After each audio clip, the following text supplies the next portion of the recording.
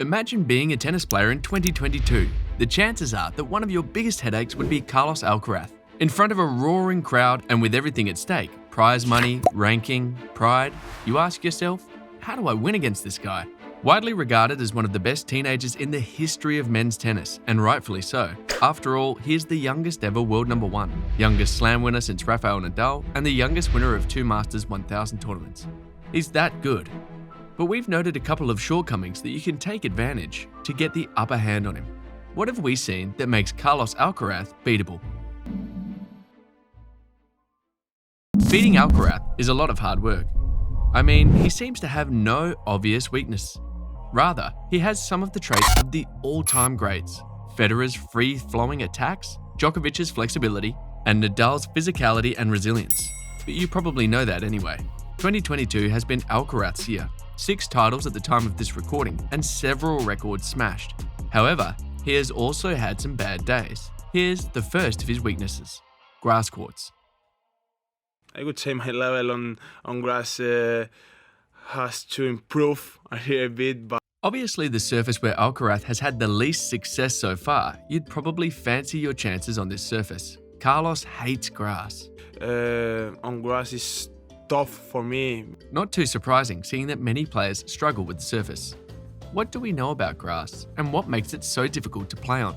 It is the fastest of the surfaces due to its lack of grip, which means that balls travel quickly, leaving players with little time to get to the ball. And then there are other factors. Balls do not bounce high, even if you put in first-class topspin. Also, due to the nature of grass, there is always some dew present, making the surface slippery. Balls may sometimes have an unpredictable bounce because of the slightly uneven surface. This makes movement the most important part of the game.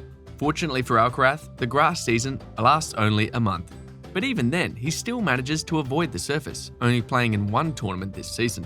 He pulled out of the Queen's Club this year, lost to Sinner in the 4th round at Wimbledon, and lost to Medvedev in the 2nd round of Wimbledon last year. One could argue that he faced tough opponents in both years, or that the nature of grass favours serve and volley players, something Alcaraz isn't. Which brings us to the next point, his first serve. The fast-paced action on grass and low bounce means that serve and volley is about the best technique to use. Get a big serve, rush to the net, and voila, you close out the rally. If Alcaraz manages to reach the ball, the return may be poor.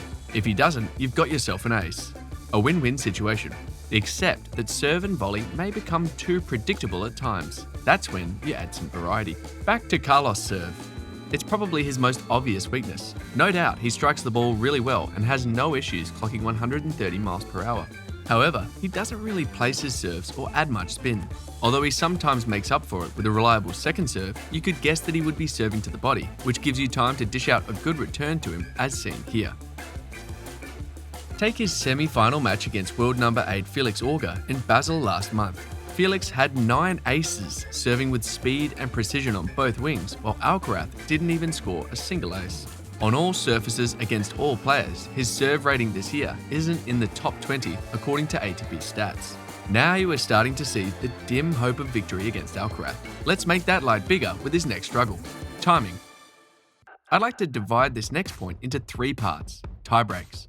Although Alcaraz is 2016 in tiebreaks at the time of this recording, it just looks like he loses way too many tiebreaks. Take Nadal and Djokovic for example.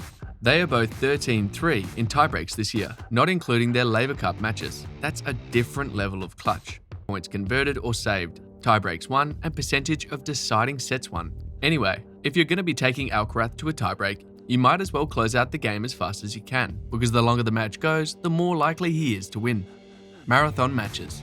Alcaraz thrives in long, intense matches and is almost too reliant on his physical tools. We saw it at the US Open, 3 exhausting 5-setters in a row, and he didn't fold in the final. Having such stamina is a rare sight in the game. However, it is an area of opportunity to exploit. Spending so long playing against many opponents means that Alcaraz kind of inadvertently lets his opponents back into the game in one way or the other. Just like he does by giving away too many tiebreakers, and if you push him hard enough by being more aggressive in some matches, he might just reach his physical limits. A good example of this was in his match against Rune in the Paris Masters when he was forced to retire in the tiebreak after taking a medical timeout earlier. You need to be in great shape physically, however.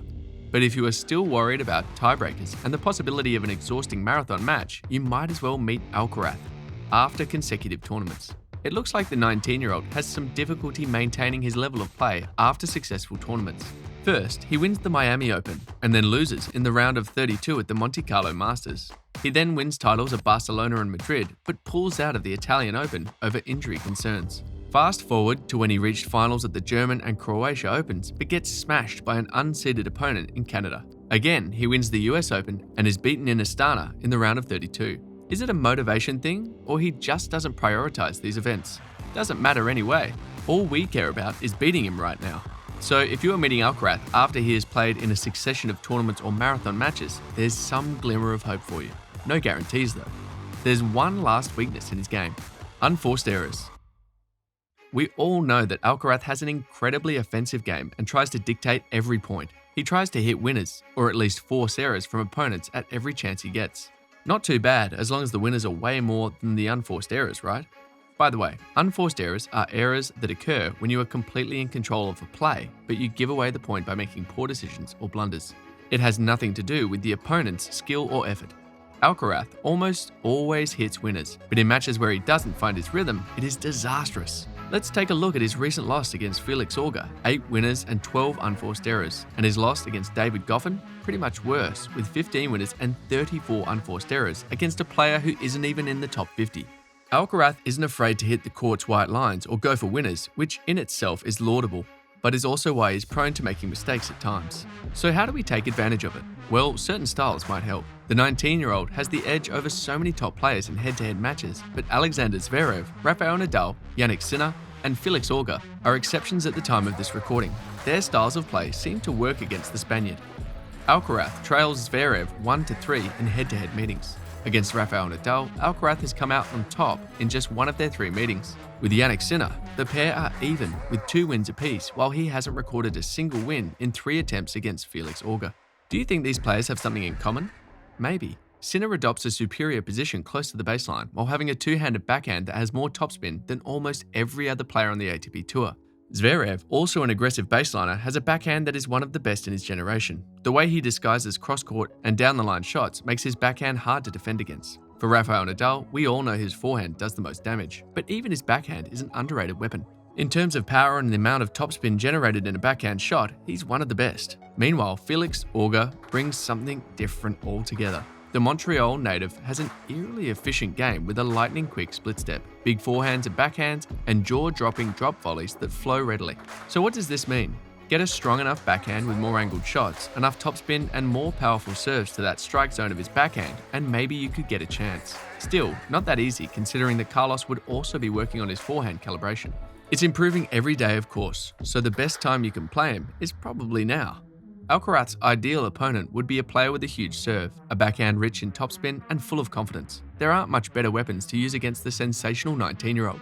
So, on the right surface, and with the right strategy and timing, players with lower rankings, like you, may stand up to Alcaraz using these tips. But don't get ahead of yourself, the odds are still 20-1.